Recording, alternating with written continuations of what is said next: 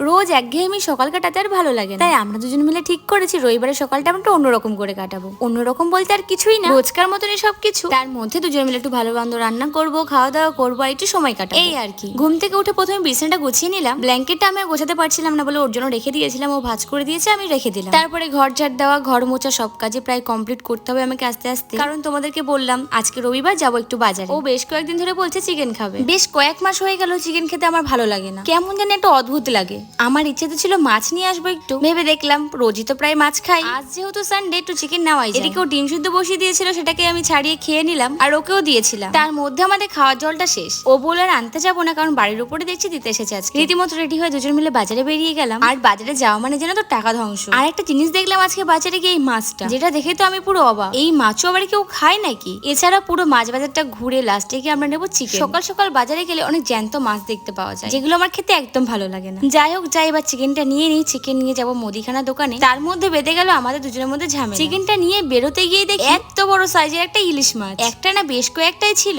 তবে ভাই অকাদের বাইরে। মুদিখানা বাজারটা নিয়ে যাবো বাড়ির দিকে, যাওয়ার আগে মনে পড়লো একটু কাঁচা লঙ্কাও নিতে হবে। একটা একটা করে না বাজারে আসলে অনেক কাজই মনে পড়ে যায়। সকাল সকাল তো বেরিয়ে গেছিলাম, কিছু খাওয়া হয়নি। বরকে বলেছিলাম দুটো মিষ্টি আনতে, দেখি ও আমার জন্য পরোটাও নিয়ে এসছে, কারণ বাড়ি গিয়ে রান্না বসে খেতে অনেকটা লেট হয়ে যাবে বলে।